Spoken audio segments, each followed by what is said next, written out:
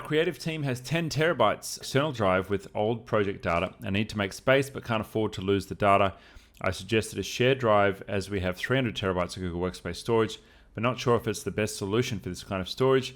Could a GCP storage solution be better? In the old days before we had the cloud, when you had a creative business that had a lot of heavy assets, might be an architecture firm working on plans and designs for skyscrapers. It might be a video production business that's shooting commercials. Could be a photography business that's got a whole bunch of wedding photos and videos and stuff like that. Quite often, businesses will end up with a lot of data. I've been shooting videos for over a decade on YouTube, and so I've got a hell of a lot of data as well. And in the old days, we would get a big storage array that would either be directly plugged into a server, or maybe it's just plugged into the network. It would be a DAS or a NAS or a SAN, and they stand for technical things. But basically it would be a large array of hard drives, and they would have redundancy for failover if something went wrong with them, and that would protect your data. Then the cloud came along, and Google and others made it really easy to store your data on the cloud.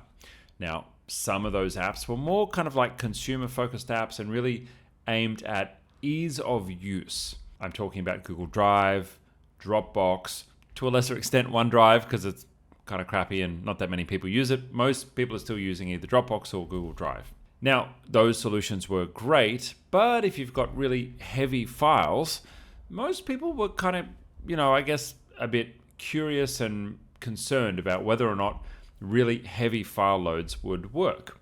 And there are dedicated solutions for very heavy file workloads, like using an Amazon storage bucket. It's called S3, and you can send boatloads of data to S3.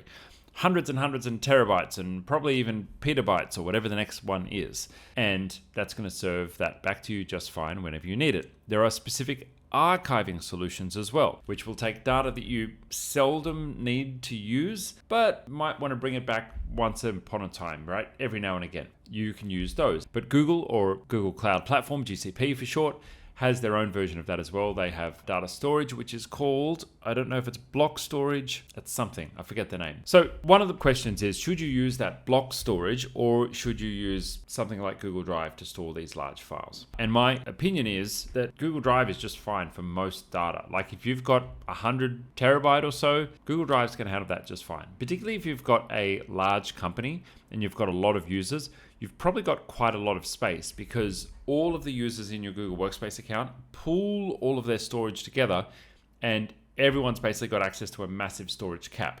Now, you can restrict how much each individual user uses by setting a setting in the admin panel if you really want to lock that down. But for the most part, everyone by default gets access to a huge pool of data storage. And let me tell you, Google does not slow down for a second, no matter how much data I throw at that. So 47 terabytes so far, and that's absolutely fine. Now, in fact, I store all of my historical content data, exactly what this questioner is asking about, in our content folder. You can see here, I've got different folders for different years. There's a webinar that I ran here. Here we go. We've got a recording all the way back in 2014, and this should play pretty much instantly, even though that's a very old file. It's probably a small file, so it should play in the browser just fine. Here we go. Look at that old version of Peter with hair. So there you go. You are able to pretty easily store and retrieve files straight from your Google Drive.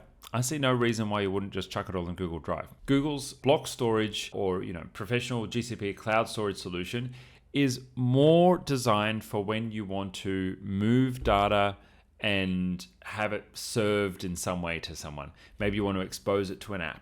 Maybe you want to expose it to a website. Maybe it's absolutely critical that the cataloging of that data is done perfectly because, I don't know, maybe it's someone's personal information. Maybe it needs to be stored in a programmatic way and be retrieved in a programmatic way. Okay, cool. In those cases, that's when you would maybe use Google's cloud storage.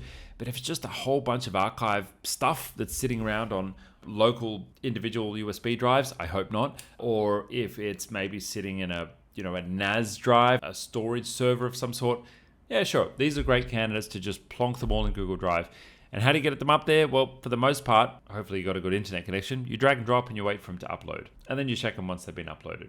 Pretty straightforward process.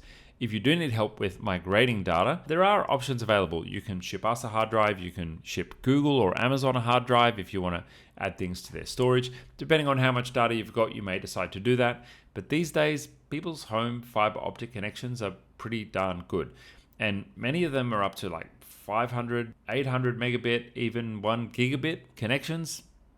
And let me tell you, that flies. If you've got 10 terabyte to upload, it'll probably knock that over in a couple of days. That's my take on backing up, uploading your data, where you should save it. Let me know what you think in the comments. If you need more help with what we've covered in this video, itGenius provides support services to businesses all over the world with problems just like this. Click the link below to get started.